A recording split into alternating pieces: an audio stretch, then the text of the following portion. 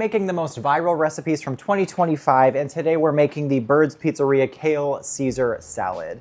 Does this live up to the hype, or is it not worth it? Stick around to the end to find out. So this salad apparently gets absolutely covered in breadcrumbs, and I did research. Some people use panko. I saw a lot of recipes, and I think the original uses Texas toast. So we got some Texas toast here, y'all. Now the instructions say to put olive oil on this, salt, pepper, garlic, Italian seasoning, whatever.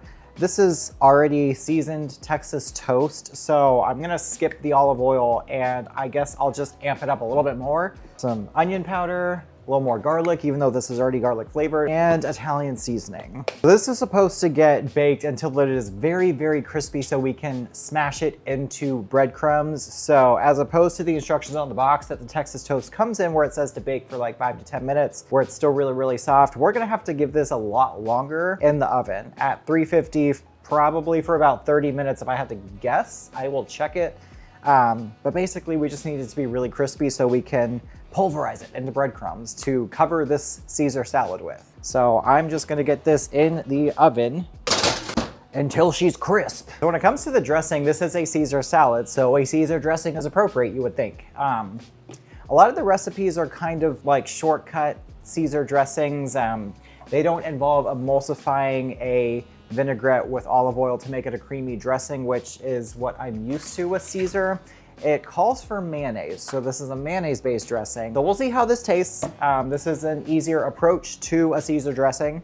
It's got a lot of the classic flavors still. We've got the anchovies. I'm actually using anchovy paste in this. I saw this on the shelf at the store and said, we'll just grab that instead. We've got our mayonnaise, we've got Dijon, there's lemon, capers, garlic, anchovy, Worcestershire sauce. Now, since I'm not making a giant salad to feed a bunch of people, this is a scaled down recipe, so I'm really just gonna kind of eyeball all of these measurements until the dressing tastes the way I like it, which I feel like is how salad dressing should be, especially when you're making it at home. Like basic vinaigrettes are, gotta love a bottle fart. Basic vinaigrettes are so easy to make and keep in the fridge. And it's one of those things you can really just throw whatever you want in it to make it your own and make it taste exactly the way you want it. So your salads or whatever application is always delicious to your standard. So I'm gonna do exactly that here. So I'm just going to grate in 1 clove of fresh garlic. And the grating here just makes it so we don't have to put this in the blender. The garlic is already nice and finely grated. Although I will say I've had a tableside Caesar salad before at a really high-end steakhouse, and they put the anchovies in there, they put everything else in there, and of course it was tableside, so it wasn't blended or anything, and there were like chunks of anchovy, which normally I feel like I wouldn't want, but in that Caesar dressing it was just amazing. And if you didn't know, like anchovy is the main flavor of Caesar dressing, so don't shy away from anchovies, and especially if you can get paste, it's a much easier way to make a quick Caesar dressing at home without having to open the can of tinned fish. Also, fun fact, I somehow had no idea until recently my boyfriend told me this little pointy thing on the top of most tubes of tomato paste or any kind of paste are used to puncture that little seal. I don't know how the f I never knew that. I'm smart, I swear. I have a degree. We got our mayo, our garlic, and our anchovy paste. We're also gonna add in some Dijon mustard. And I'm really just following the viral recipes here to make it the way it is online to see how it tastes. So the full recipe says 3/4 cup of mayonnaise, I have it right here, and 2 tablespoons of mustard. So since I've only got about 1/3 cup of mayo, I'm going to only do a couple teaspoons of Dijon. I'm also going to add in a nice fresh squeeze of lemon. I'm just gonna do a couple dashes of Worcestershire sauce, not the full tablespoon. We've also got salt and fresh cracked black pepper. Now this is where this dressing is interesting. It calls for capers. Normally Caesar dressing is egg yolks, oil, anchovies, Dijon, Worcestershire, garlic, lemon, parm, salt, and pepper. That's what I'm used to. The capers I knew was weird. So I'm like, why are we putting capers in this? We've already got the saltiness and the flavor from the anchovies. This is gonna make it a more briny, I don't know. I'm just gonna do it, I'm gonna follow the recipe, see what it's about. That appears to be it. So we'll just give this a nice little mix. All right, so Texas toast, really nice and crisp. It got pretty dark on the bottom, but you can hear how crisp that is, which is, yep, exactly what we want. That'll give us really nice breadcrumbs. I think the easiest way to do this is just in a food processor, honestly.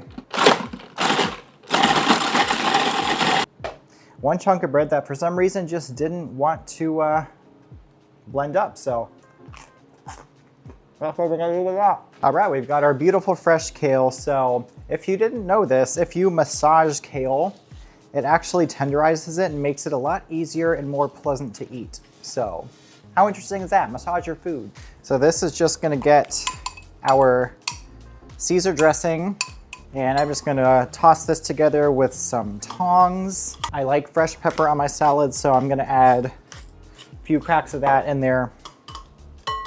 And then what really sets this aside is how it's plated and presented. So we just get our dressed kale, and then you pretty much just completely smother it with Parmesan cheese and the breadcrumbs that we made. So just an obscene amount of parm. I mean, you're supposed to completely cover this thing in it. So it's not just a sprinkling, it's like an absurd amount. And then all of the breadcrumbs, basically so that you can barely see any salad.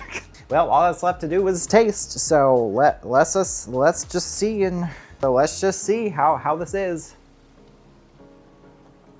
Okay, so immediately, it's a lot of breadcrumbs. Are the breadcrumbs good? Yes. Do they take away from the overall Caesar saladness? To me, a little bit. Caesar salad normally comes with croutons, but since this is just coated in breadcrumbs, I feel like it's a little bit much. Now the flavor of the salad itself, the dressing, the kale with the parm, it's actually really, really good. I think I'm just a traditionalist in this sense, and I would just scrap the breadcrumbs and just throw some croutons on there. But overall, I do see why people really, really like this. So is it worth the hype? I would say yes. It's a fun, updated take on a classic recipe, which is what a lot of viral recipes are. They are simpler forms or updated takes on something that we have had before, but wouldn't have thought about in this way. And this is one of them. So if you can manage to go get a table at Bird's Pizzeria, go enjoy that Caesar salad, but also try their pizza. They've got other stuff on the menu. Don't forget to like, comment, and subscribe, and catch the next video where I'm making another viral recipe. Blah. And make sure you look out for my next video where I'm going to continue making other viral recipes from 2025. All right, thanks for watching. Bye.